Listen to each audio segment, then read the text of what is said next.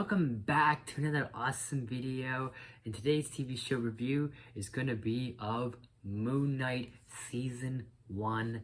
So Moon Knight Season 1 follows a guy named Stephen Grant as he's roped into what feels like a double life, another life that he may or may not know about, in the form of another guy named Mark Spector, as now they're on this big Egyptian quest to stop Egyptian god shit from happening. So this series is prominently directed by a man named Mohamed Diab. I'm probably pronouncing it wrong, I apologize, but I just know that. And also, I noticed during some of the credits that there was executive produced and produced by Oscar Isaac, which, you know what? Props to him. Props to Oscar Isaac, another actor entering the directorial, producing, getting his hands into the whole procedure of how the making of this whole show is. And I think that's awesome. And I remember seeing this back in 2022, and I considered the idea of reviewing this, but then I think it just went away. It basically went out in the one ear and out the other ear, that I was like, I'm gonna do a review, and then I forgot about it. But I wanted to come back to it now for March Madness, since it's literally been, and I kid you not, it has been 4 years since I have seen Moon Knight. Does that mean it's bad? No. But here's what we're gonna break down, and let's just get into the fact that there's no real rhyme or reason why I didn't rewatch this constantly, but this is genuinely one of my favorite MCU shows. A lot of it is beautiful. The shots are beautiful, seeing the scope and the set of Cairo and Egypt.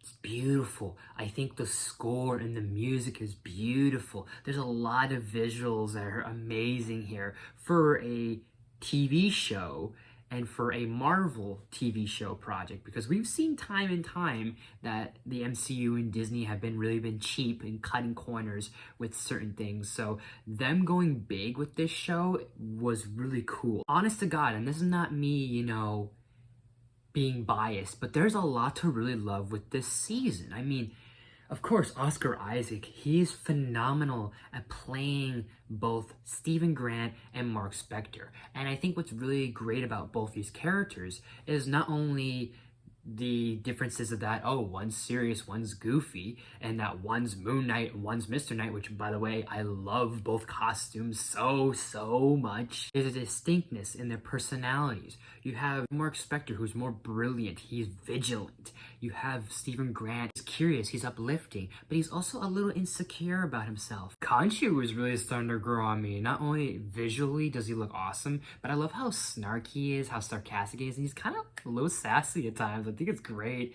I forget the actress's name, but the actress who plays Layla, basically Mark Spector's wife, girlfriend, significant other, and you really buy into their relationship, why they were together, what made them so drawn to each other, but what also made them separate and kind of have their differences, why she's compelled by both her love for Mark Spector, but her love that she kind of has a little bit for Stephen Grant. And I will say one thing that's sort of a slight minor nitpick is I love the suit that they come up with the golden wings and everything for her Scarlet Scarab look, but I think it would have been so much better if they went with the concept art, because this is fucking better than what we actually got, the actual product, but that's just my preference. Rest in peace to the actor who was Anton Mogart.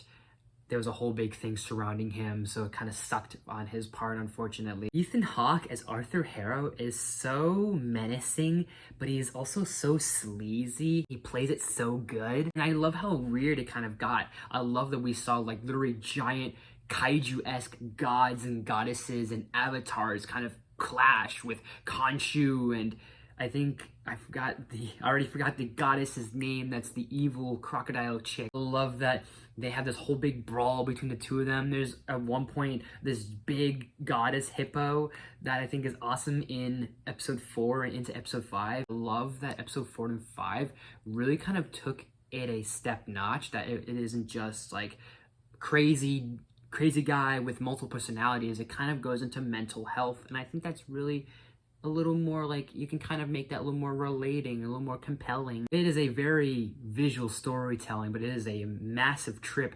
But I do love that it goes into stuff like mental health. I just love that this season wasn't afraid to kind of go a little weird, but it also wasn't afraid to go violent. This show not gets like Daredevil rated R, TVMA violent, but it kind of gets a little, it's almost pushing that thread, it's almost pushing that gray area, that gray line for me, but I still love that it went a little brutal, it went a little, not gory, but it got a little tense, it got a little serious, but it also wasn't afraid to kind of go, hey, we're giant gods and weird Egyptian shit. I admired how much they were able to make these worlds collide. And one big thing that I really love looking back, how much there's so much symbolism with threes. You have 3 mirrors, you have 3 faces or visuals of Oscar Isaac, and you have 3 tombs in that 5th episode where there was the one with Stephen Grant and Mark Spector, and there was a 3rd tomb.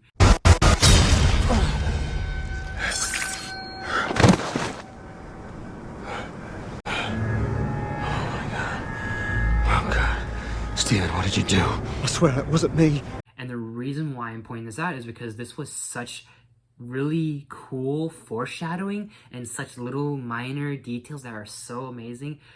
They were trying to push and basically get us to the 3rd personality, which is Jake Lockley, which is teased at the end of the season. And I think that is so awesome. But one thing I will say, it's not a minor issue I have against the show. It's more like I have a minor thing against Marvel, a more minor thing against Disney, is that they really fumbled with this. I mean, they did so well with this show. It's like they caught the ball and they dropped it for no reason.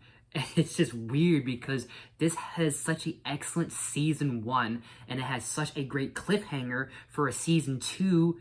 I'm sitting here waiting for a season 2, and this seriously deserves a season 2. I don't care what people say. I know people will disagree with me, but I really think they should delve into something with season 2. I would love to know what they do with it. I don't know. I feel like it could go either weirder or darker. Either way, I feel like there's a missed opportunity, and I don't know, there's just so much here that I feel like I would like to see. I'd like to see Moon Knight again. I'd love if Oscar Isaac at one point reprised his role, even if it means in something else, like maybe another project, like maybe the Midnight Suns, maybe in Blade. Who knows? I don't know. It feels like there's such a ambiguous question mark to what is the future for this character, and I know that's not their big priority right now, but I wouldn't mind if, you know, we slip him in somewhere at some point. Like, it'd be cool. I'm giving Moon Knight a scale from 1 to 10. I'm giving it a 10 out of 10. Moon Knight Season 1. Have you guys seen it? What did you think of it? Do you like it? Do you hate it? Let me know in the comment section down below. If you guys want to see a Season 2, let me know as well. And as always, guys, thank you so much for watching. If you like this video, please smash the like button. If you're new to my channel, please subscribe to watch videos every day, every week. Make sure you ring that bell. The new videos every day of the week. Share the video with family, friends, all the good stuff and more. Leave suggestions down in the comments. You name it. I'll look to do as best as possible. You're in a new location, that's because we are in a new place right now, and I think you guys probably will know where we are in a sense, more or less, but I'm gonna have some videos mixed in between of stuff I've scheduled at the older house and stuff I have here and also other things as well. So thank you guys so much for watching. Look out for more March Marvel Madness and look out for more this year, and I'll see you all next time.